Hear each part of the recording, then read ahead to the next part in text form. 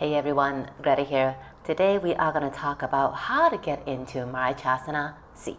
Now this is a request from someone, and this twist actually comes in a lot of different variations. The variation that we are going to do is more typically done in the Ashtanga primary series. In the Vinyasa world, well, when I used to practice it, it's not that particular variation where you bind the arm around the shin bone. The version that's more popular is where you kind of put the arm through between the calf and the thigh. However, the request for today is the bind where you actually wrap the entire arm around the entire leg across the shin bone and then binding. Now this variation of the Marichyasana C is actually very, very deep. It does require not just the mobility of the body, but actually the actual structure of your body. Whether or not you can bind is not just restricted to how mobile you are, how deep you can twist, but also the length of the arm. Shapes like binding, again, it does require a bit on how long the arm is. So if your arms are long, then you have an easier chance to bind. However, if your arms are shorter, then it's just natural that you would have a more difficult time to bind. If not, you might not be actually be able to bind without a towel or without a strap. Having said that, again, it's just a shape. If you cannot bind because of the limitation of your physical body, like the length of the arms or limbs, and so don't worry so much about it. You can also enjoy this shape with the assistance of props. So if you are wondering if your arm is long enough to actually bind, you can ask your teacher and have them have a look at you and see if they could help you with that. Today we will be just analyzing or dissecting how to actually bind, do this maneuver.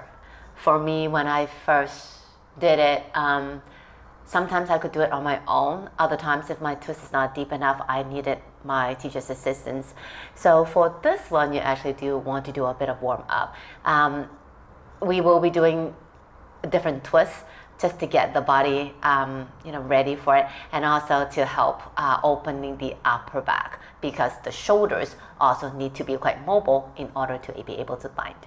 So let's check out the warm up. If you need more or less, just add and subtract accordingly.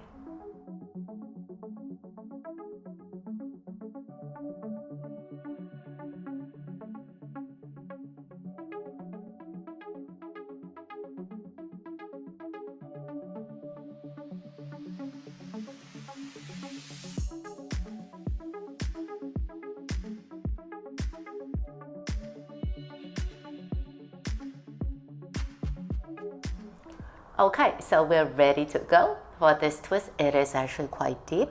So when you are attempting this shape, you would actually want to feel the entire upper body moving. So even though the part of the spine that is responsible for the twist is the thoracic spine, the upper back area, you do actually want to use the entire spine for that. Okay, so let's check out how it's done. Bring the leg in really, really, really close. The calf and the thigh are touching. Again, it's just logic. If the leg is not coming in close together, then how can you bind, right? So make sure you have this. Lift the left butt up. Okay. You don't want to sit directly down to the floor and then twist, because the twist is actually very deep. By lifting the hip up, you're actually creating more space for the SI joint, so this is actually quite important. Now from here, what I generally do is I'm twisting to the left. Okay, so I use my left arm, left hand to press the right leg in. I lift my right arm up. As you can see, when I do it, I lean back a little bit, and then I relax and twist. So when I twist, my entire upper body is twisting to the left, okay? And then I have my right arm pressing the left leg into the body, okay? And then from here, I want to have my chest actually touching my thigh, okay? Again, very, very important. And then I use my left hand, press the floor away, I push. Okay, I use my right arm to push the left thigh in and I twist. Now for this one, I want to have my right chest already pointing to the left side of the room. Okay, now from here, then I wrap the right arm around the shin bone. Dum dum dum. Left arm wraps around my lower back. And then I turn and twist. Okay, you can see my left butt is back down to the floor. Okay, this is not mandatory. Okay, if you feel it's lifting, if you feel okay, that's fine. Okay, and I just look to the back. The most important part is, of course, the twist. Do take your time to do that twist. And when you're twisting, you do want to relax the body. Okay, if you are tensing the body, you're pushing like crazy. Even though I was pushing, I was more in a relaxed state. I was always kind of softening my lower back, kind of rounding. I don't want to arch my back at all. Okay, you do want to relax, round a little bit so that you can twist. Okay, again, making sure you're not feeling any weird sensations or compression in the lower back at all. Okay, everything should feel quite relaxed and smooth. And then when you're binding, you want to actually just isolating the arm goes down like that and then it wraps. Okay, so it's kind of like the reverse namaste arm in any shape. So you do want to feel that happening. And also, if you're too sweaty, it doesn't help because you're just going to slip and slide. If your leggings are, again, too slippery, it's not going to help either. So make sure that you're wearing the right fabric, right legging, you're not too sweaty. And once you're in the twist, make sure that you can breathe quite okay.